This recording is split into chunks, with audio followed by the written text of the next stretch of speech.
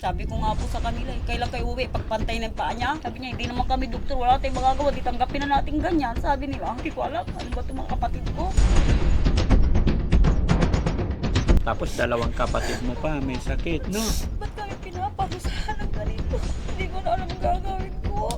Halos gabi-gabi umiiyak ako. Tinatago ko sa mga anak ko. Halos mga damit namin, pinaglumaan ng mga pinsan ko. Yun na, wala na siya may suot. Pinupunit po niya eh. Sabi ko kay nanay, paano tunay? Sabi ko, wala tayong pera. Sabi niya, hintay mo na ako mamatay. Sabi niya, di lalo ako. Masakit mang isipin, ganun Dada Frankie eh. Aminin na natin, wala siya.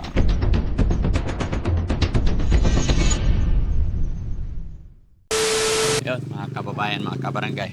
Dito na naman tayo at muli natin balikan si Jonald. Dahil alam nyo po, yung last na panawagan natin. Kaya, nandito na naman kami. Ito ba yan? Hello po. Hello po. Dito tayo papasok na yun. Ay, wala na si ano. Wala na yung isang kapatid nila. Hindi na nakatali. Hello po. Morning po. Tao po.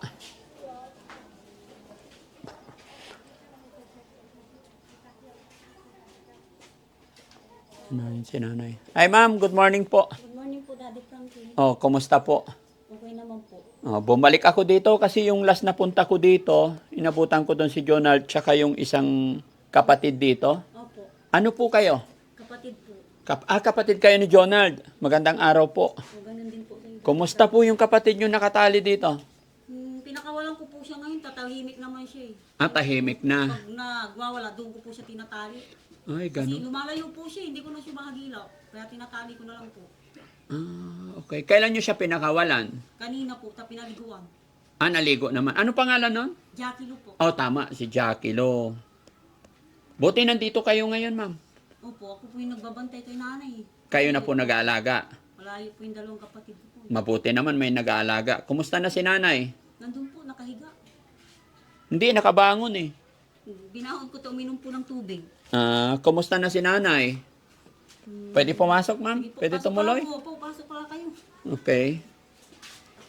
Tignan niyo po siya dyan. Nay, kumusta po? Pasok po kayo. Kumusta si nanay? Mabuti. Si Jonald, kumusta na si Jonald? Nakahubot-hubad pa rin po. Ay, nakahubot-hubad. Dito ka, ma'am. Ayan, upo tayo, ma'am.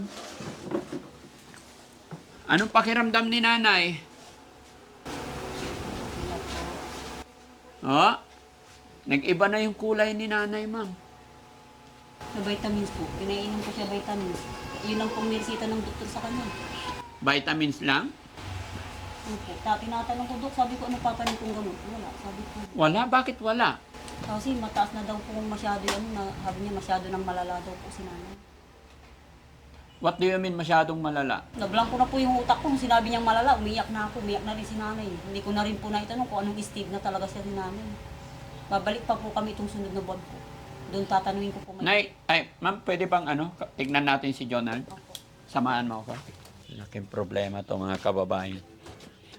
Ma'am, gusto ko lang pong maklaro sa'yo, Nay, yung sinasabi mo sa akin na masyadong mataas na. Kasi ayaw kong mag-usap tayo doon sa tabi ni nanay, syempre. Ano pong ibig niyong sabihin? Sabi kasi ni Doc, baka daw nasa stage 4 na po siya. Hindi pa daw siya sure kasi marami pa daw process po ang gagawin. Sa kanya, pinababalik po kami para ma-sure daw po. Sabi niya. Eh, pero, Sabi ko, Doc, hindi ba operan si nanay? Sabi niya, wala tayong libreng opera ngayon. Sabi niya, sa November 19 pa yun. Eh sabi ko, ano pong gagawin ko kay nanay? Sabi niya, kung gusto mo ipa-opera, private ka. Pero sabi niya, magtate ka ng pera, magtatapon ka. Sabi ko, paano to? Eh walang-wala kami. Kaya umiyak na lang ako. Hindi ko alam gagawin ko kay nanay. Sinabihan ko yung mga kamag-anak niya, yung mga kapatid ko. Wala din daw sila. Eh, hindi ko alam kung ano pong gagawin ko. Nabablank ko na isip ko. Pero gusto ko sana gumaling si nanay. Gusto ko pong gawa ng paraan. Gusto ko ma-opera po siya eh. Pero wala. Mga kapatid ko walang-wala din eh. Sabi ko kay nanay, paano to na Sabi ko, wala tayong pera. Sabi niya, di hintay mo na ako mamatay. Sabi niya, di lalo ako naiyak. Magulang mo sabi ang kanyang ganyan, wala kang magawang anak. Ang sakit-sakit dati, Frankie. Marinig mo sa magulang mo, tanggapin niya na patay mamamatay siya. Na ikaw na anak, wala kang magawa. Sabi ko sa mga kapatid ko, tanggap nyo na, mawala kayo ng ina. Sabi ko sa kanya, ako hindi. Ewan ko, hindi sila sumasagot.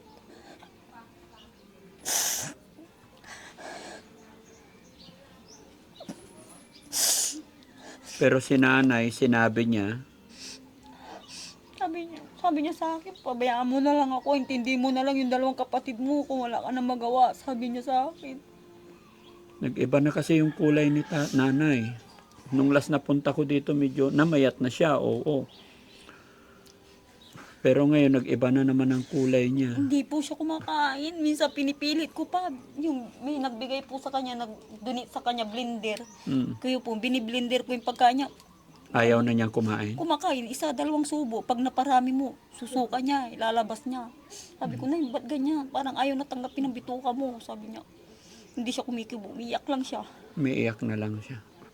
Tsaka bigla-bigla yung sakit niya kasi nung unang punta ko dito, nakausap ko pa, masaya pa siya. Matagal na po niya yan nararamdaman. Sinasabi niya lagi sa akin, sabi ko sa kanya po, magpa-check up ka. Sabi niya, wala daw siyang pera. Pamasahe lang, bibigyan kita. Sabi ko, saka na nating hagilapin kung ano man yung sakit mo, hagilapin pambiling gamot. Hindi po Ano ba niya yung dinadaing iintindi. niya dati? Dito. Lagi niya sinasabi sa akin, parang lumalaki daw. Mm. Tapos sabi ko sa kanya, magpa-check up siya Dapat kasi sinamahan niyo siya nung minor pa lang. Talagang napabayaan siya, no? Ano po, tutok din po ako sa anak ko kasi ano po siya, buwan-buwan siya nagkaka-UTI. Alin? Sabi po ng doktor, pag napabayaan ako, baka mag-dialysis yung anak ko. Mm. Kaya yun po, nakatutok ako dun sa anak ko Yung bunso, Ilang taon ba yung anak mo, ma'am? 7 taon po. Sabi niya, tutukan mo tong anak mo. Kapag na ano to, magda-dialysis to, sabi niya sa akin. Tapos ayan na naman si nanay. Anong usapan ninyo magkakapatid? Hindi daw sila makapunta-punta po. Wala daw din silang kapera-pera Nasaan ba sila? Yung isa po nasa Novaliches, yung isa nasa Makati, naglalako po siya ng buko. Kahit pamasahe lang? Sabi niya, pampamasay ko pupunta ako diyan, ipadala ko na lang pambiling bigas, sabi niya, kahit pambiling pagkain ni nanay. Kailan sila uwi? Pagpatay na si nanay. Sabi ko nga po sa kanila, kailan kayo uwi? Pagpantay ng paa niya, sabi ko sa kanila. Sabi niya, hindi naman kami doktor, wala tayong magagawa, di tanggapin na natin ganyan, sabi nila. Hindi ko alam, ano ba itong mga kapatid ko? Pinapasa Diyos ko na lang po lahat. Iba rin po, Nay, na habang buhay pa si nanay, sana makauwi sila, makausap nila yung nanay nila. Ganun po sinasabi ko po sa kanila Lagi ko nga pinagpipray, sabi ko, sana umaba pang buhay ni nanay. Kaya lang ang problema, hindi na kumakain yung nanay nyo. Manawagan ka sa mga kapatid mo, yun na lang ang magagawa ninyong paraan sa inyong nanay habang buhay pa, makita niya kayo dito. Jay, sana gumawa ka ng paraan para maano si nanay. Umuwi kayo kung kaya nyo pa umuwi. Kailan kayo uwi dito? Ate Joy, di ba may mga anak ka? Bantay mo muna dyan sa bahay nyo. Umuwi ka muna. Hindi ko na alam ang gagawin ko dito, te. Nahihilo na ako. May sakit din ako. Pero binabaliwala ako. Iniisip ko lagi si nanay. Hindi ko na rin. Baka mamaya malala na rin ako. Naka-schedule din po ako ultrasound sa Merkulis. Kasi niisip ko, dito rin ako sumasakit. Hirap din ako magdumi. Ganon din kay nanay. Niisip ko tuloy, mamaya nagaya ko na si nanay. Pero sana naman, wag naman po, Diyos ko. Malilit din pa po yung mga anak ko. Ang hirap.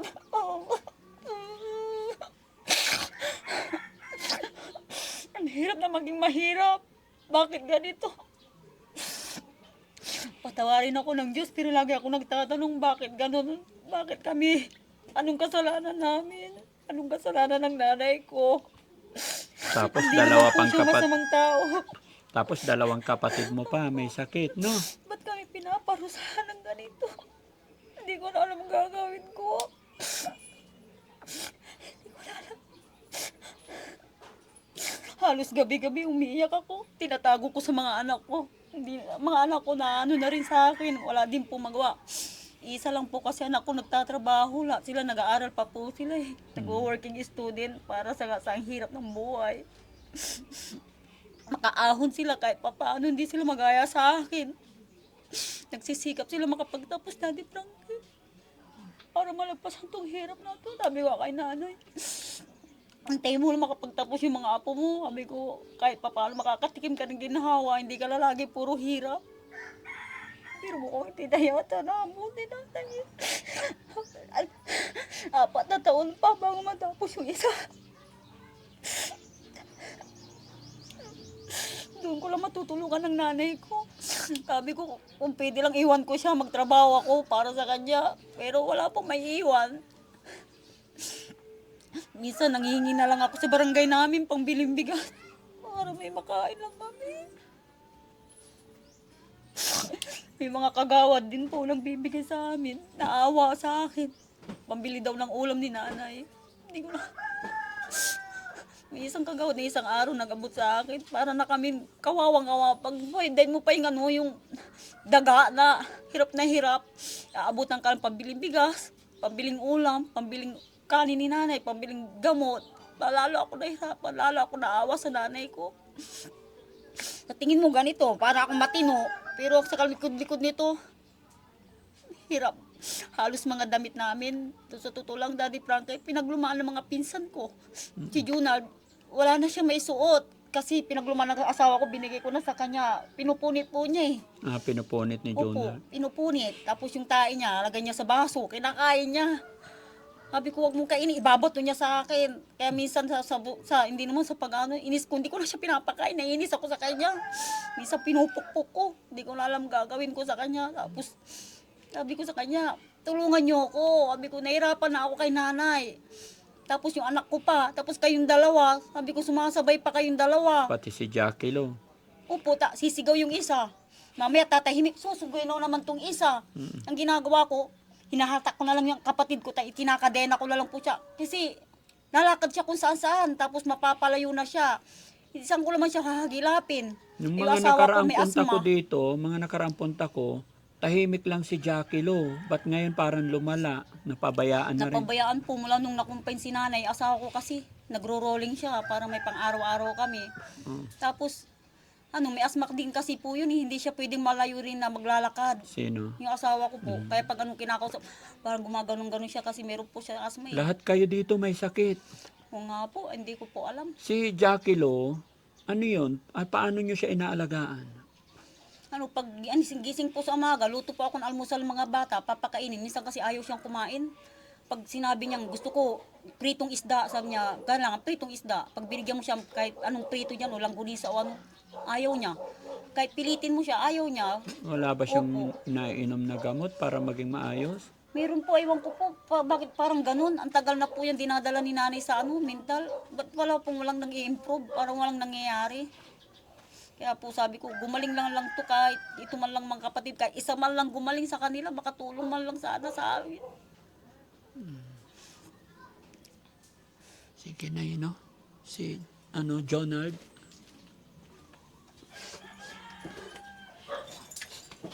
Nakahubot-hubad talaga.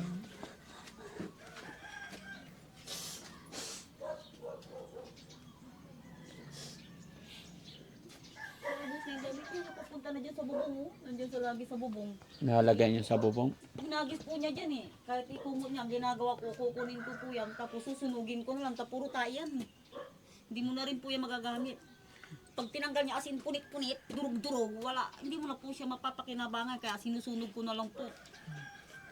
Minsan nga sabi ko dun sa mga kapitbahay namin, baka may pinaglumaan kayo dyan. Pwede bang hingi ng pangdamit man lang ng kapatid ko kahit short. Kasi kahit sa gabi, naawa ko, sumisigaw siya, ate, nilalamig ako, pahingi ako damit. Minsan damit ko na lang, bibigay ko sa kanya. Tapos pahingi akong kumot, sabi niya, nilalamig ako dito ate. Sabi niya, lalo daw makakatulog, nag-iisip ako.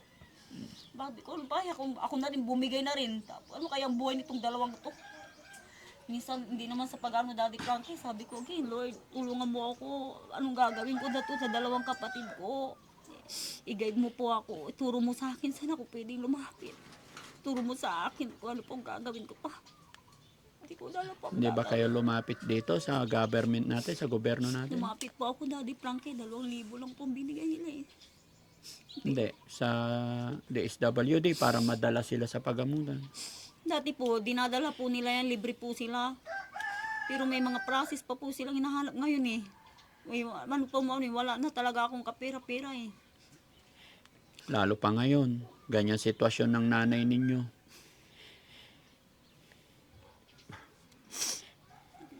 Hindi ko pa alam. Minsan nakatungangan na lang ako kaya ginagawa ko, naglilibang ako dyan, niluluto ako ng merienda kahit paano malibang-libang man lang yung utak ko. Sabi ko, hindi ako kikilos na eh. Sabi ko, parang pati ako bibigay na pag iniintindi ko kayo lagi, pag tinitignan ko kayo ka lagi. Tutungangan na lang ko pag wala akong gagawin. Nag-iisip, mo yung isip mo kung hindi ka naman kikilos. Di lalo lang ako masisiraan ng ulo. Maging 3 na lang kami.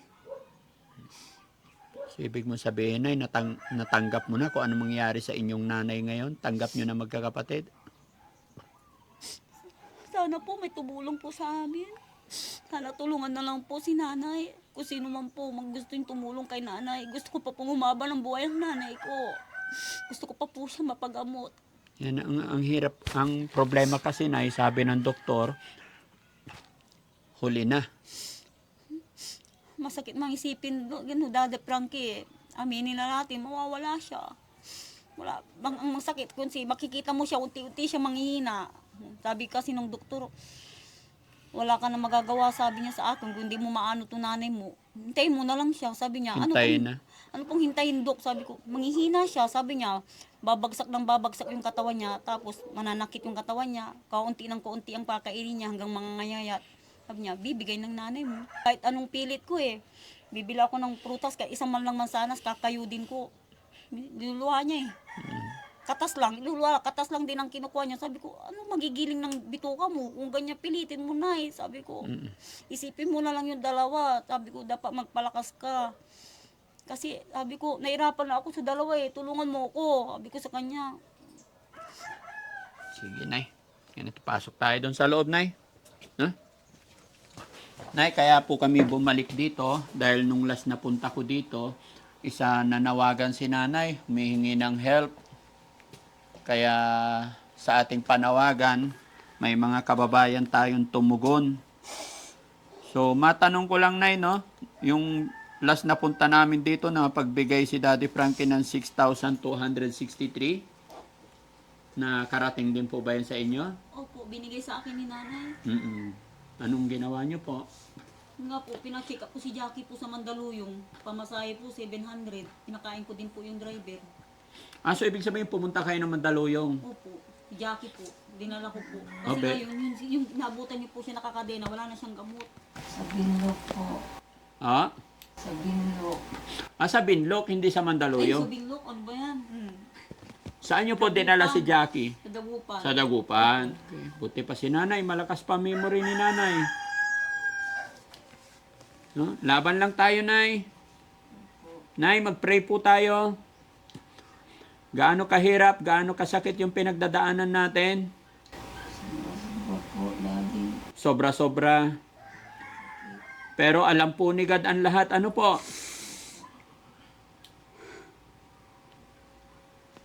Yan sa'yo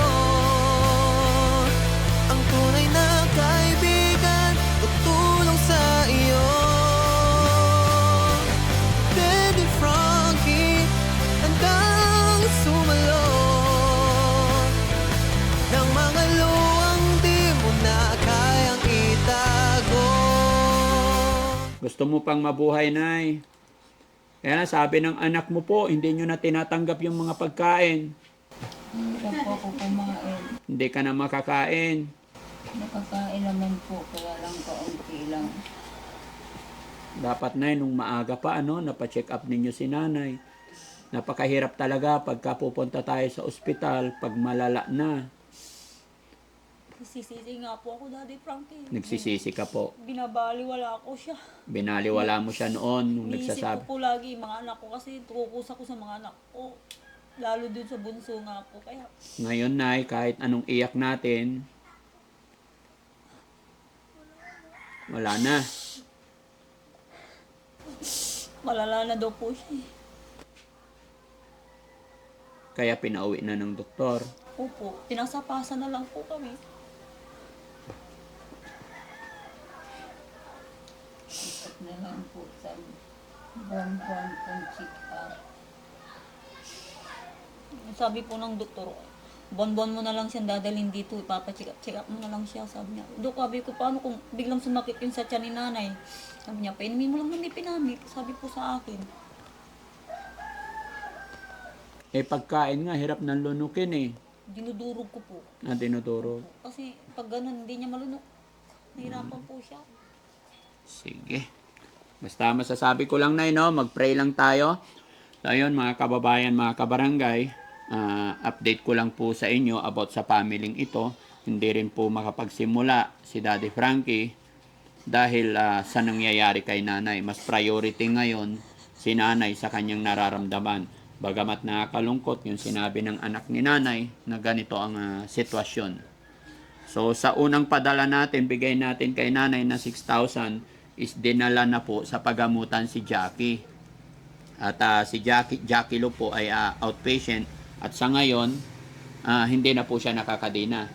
So ibig sabihin may gamot siya ngayon. Opo. Babalik ko po daw po siya sa kailan ba yun? March 15? Mm-mm. Pero pag dinala mo po siya, ma'am, sumasama naman ng maayos. Opo. So gaano karami yung binigay na gamot sa inyo? 3 banig po. 3 banig. Nay, ang pasyenteng ganyan, huwag ka pong magtaka kung sa pagpapainom nyo po is parang walang nangyayari.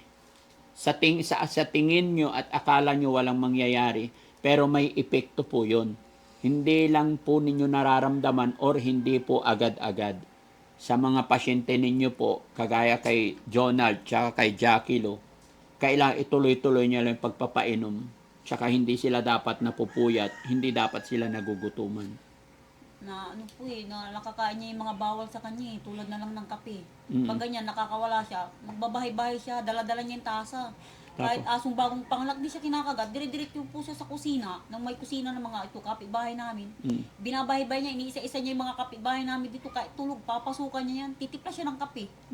Kape lang, tapos kung anong nakita niya, kukuha siya pagkain, kumain siya ang pagkain, naiintindihan naman po ng mga kapitbahay namin. Yun lang pang Pero dapat nagsasalamat bantayan or ilagay, ikulong na lang sa isang kwarto. Kasi sayang yung pagpapainom natin ng gamot kung nakaka-take din siya ng nakaka-take siya ng bawal and then hindi siya nakakatulog ng maayos. No? Opo. Okay?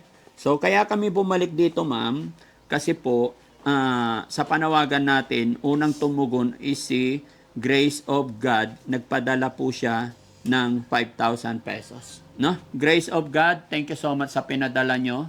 Hindi po ito ang tunay nilang pangalan. Mayroon silang totoong pangalan pero hindi sila nagpapabanggit at nagpapatago po sila sa pangalang Grace of God. No? Kaya namin ginawa ito para patunay po na yung tulong nila is naipaabot namin. No? So magbibigay ako ng 5,000. 5,000 from Grace of God pero ito ibibigay ko sa inyo is 12,000. Kasi, mga kababayan, mga kabarangay, nung gaya na akin sinabi yun, last na punta namin dito, nanawagan si nanay at nilagay natin yung GCash number ni Daddy Frankie. Kaya, nakalikom po tayo ng halagang 12,000, mga kababayan. Kaya ito ibibigay natin para mapacheck up ulit si Jackie Lo. No? Para may magamit din sila nanay. Nay, tanggapin mo po ito. 1, 2, 3, 4, 5, 6, 7, 8, 9, 10, 11, 12, 13, 14, 15, 16, 17, 18, 19, 20, 21, 22, 23, 24. Ano masasabi ni nanay? Salamat po. Una-una, papasalamat po ako sa Panginoon ka. Meron po mga magigintong puso, tumutulong po sa amin na awa. Sana po wag po kayo magsawa. Hanggang buhay-buhay pa nanay ko. Tulungan niyo po kami. Sana rin po, mapagamot ko na yung 2 kong kapatid. Maraming salamat. Guide din po sa inyo, sa mga grupo niyo po. Maraming pong salamat. Basta laban lang, nay, no? Ikaw na lang po ang pag-asa ng mga kapatid mo. Ganun din po kay nanay.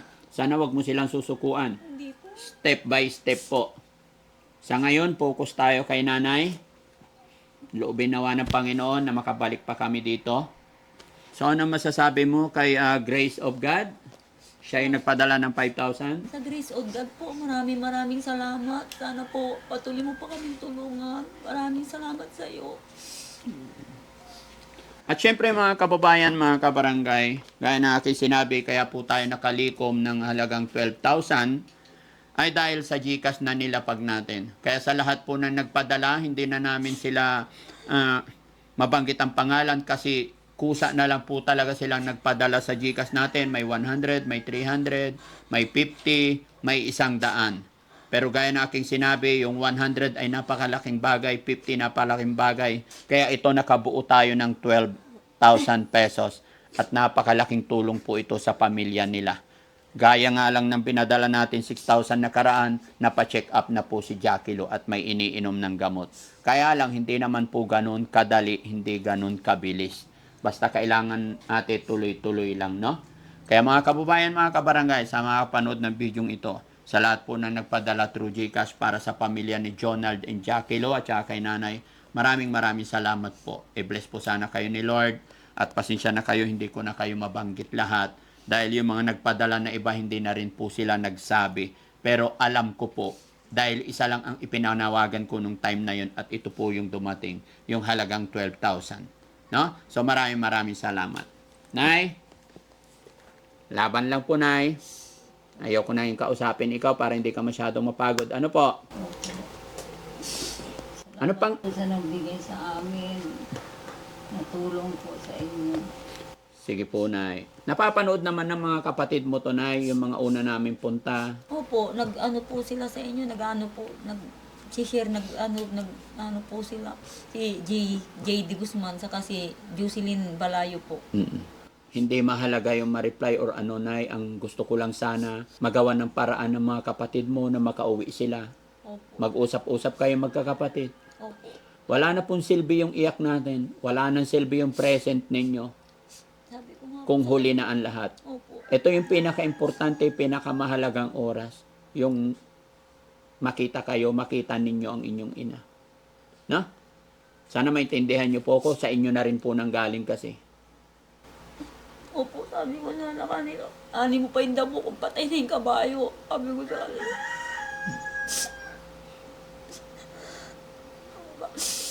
Sabi ko, huwag nyo na hintayin. Magpantay pang paani nanay. Punta na kayo dito. Mas lalakas ang loob ni nanay pag nandyan ang suporta ng mga anak. Hapon, tinatawagan ko sila. Hindi ko sila maroon. Sabi ko, sana gusto ko lang po sana ipakuusap sila kay nanay ka. Kahit kausapin sa phone. Lumakas-lakas man lang yun. Video call niya si nanay. Hindi sila sumasagot. Ilan pa ba yung kapatid mo? Dalawa po. Dalawa. Sige, malay mo, baka mapanood nila to, no? O, sige. Para hindi na masyadong tumagal at makapag-isip ka, ma'am, nay, kung ano yung gagawin mo sa iyong mga kapatid. No? Pero gaya na aking sinabi, mga kababayan, hindi pa nga po makapag-proceed dahil syempre priority muna tayo kay nanay. Pero salamat sa Panginoon kasi nakaraang linggo nga po ay napacheck up na po si Jackie Lo. Gaya na aking sinabi, sa hirap ng buhay, hindi naman po tayo mayaman kaya isa-isa lang.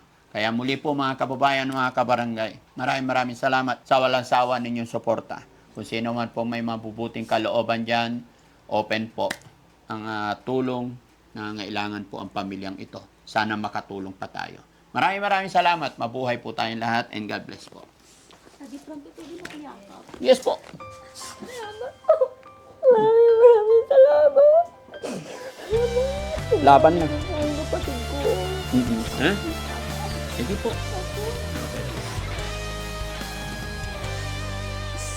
Laban lang, Nay. May Sigat lang na kaalam. na para Lahat ng problema natin, isuko natin kay God. gabi. Di mo alam kung saan kakapit Opo. ngunit may tinig na marinig. Po? Habang buhay po ako, hindi ko kayo makakalimutan. Sige, Nay. Pray lang po, Nay. Diyos na rin po ang bahala sa inyong lahat. Sa lahat ng mga tumulong, may kapatid din po yan. Kabutihan para sa inyo sa itaas. Maraming salamat. Okay, God bless po. Karamay ka, Daddy Frankie, nandyan sa'yo. Ang tunay na kaibigan, tutulong sa iyo. Daddy Frankie, handang sumalot ng mga luwang di mo na kayang itago. Si Daddy Frankie, kasama mo tutulong, kaagapay mo. May masugat, di nakikita mga bakal. Iiwan ang dala-dala. May Diyos, Alam ko hindi ka namin iintindi, pero ginagawa mo lahat ng paraan. Ito buhay na yun. Ang hirap ng buhay. Siguro lang naman po. abot sa'yo. Di ka nag-iisa. May Kayanin ko rin sa inyo mga anak. Daddy Frankie Sakit siya sa puso din eh. sa'yo. Ang tunay na Tama na. Hindi ako na umiyak. Okay na. Tama na. Huwag na. Okay lang.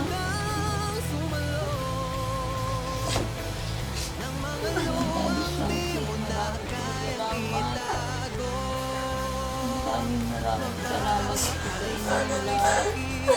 Sumusupunta po sa amin.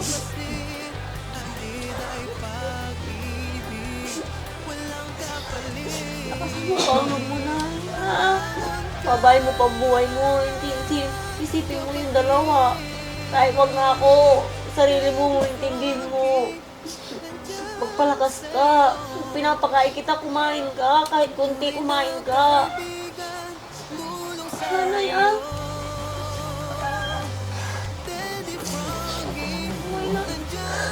Pasensya ka na. Pasensya ka na. Wala akong malino sa'yo. Buti na lang may mga taong ito. May taong tumutulong sa'yo. May taong naaawa sa atin. Anaya. Day. Huwag mo palakas ka lang ha. Huwag mo kami iiwan na hanay ha. Tawad kung may kasalanan ako sa'yo. Tawad. Daddy Frankie